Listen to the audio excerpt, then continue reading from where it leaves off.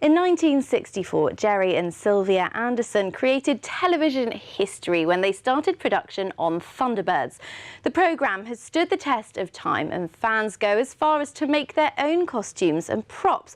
But only one man has been licensed to make true-to-scale replicas of the original puppets. And our reporter Richard Stringer went to meet him.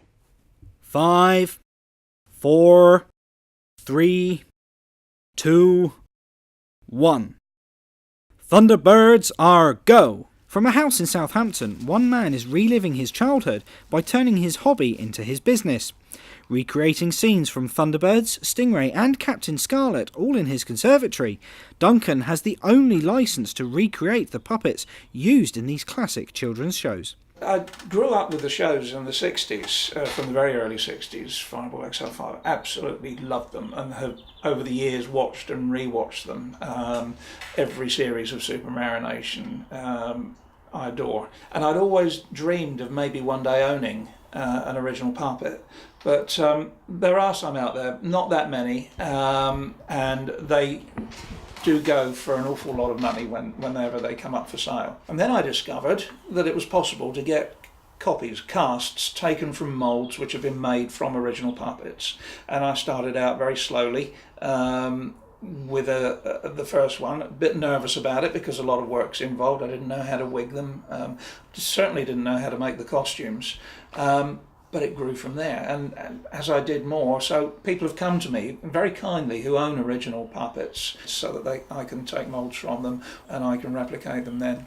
So it's been a long process over about 15 years, but it's a labour of love. I love doing it, and one of my regrets is that I have to do it now for a living and I don't get so much time to make them for myself. All of my puppets have extremely accurate hands and as accurate heads as I can get, so either first generation or second generation cast. So in every way they're the same size, they're cast from moulds with provenance to original puppets. They're as accurate as I can make them and be practical. The worlds that Jerry and Sylvia Anderson created have stuck with Duncan all his life, but it's the sets and props that he is most interested in. I suppose watching the shows as they came out, as they were broadcast new in the 60s as a child, and I was watching them and totally drawn into a believable little, almost toys come alive environment. Everything about the shows was top quality, and they've stood the test of time because of that. Even though they're now 50 years old, they've stood the test of time brilliantly.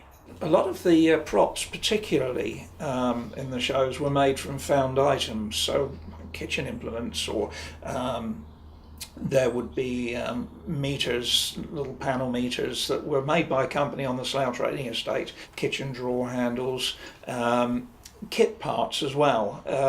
A number of kit parts were used, like from model kits, and I've managed to find from time to time sources, usually online auction sites, for original 60s kits of the type that we use, so I've been able to replicate them. The props, for me, have always, from the word go, have been a very important part of displaying the puppets, because it puts the puppet in context. It's not just about having something that looks like an original puppet. The producers of the shows went to great lengths to make the series as realistic as they possibly could.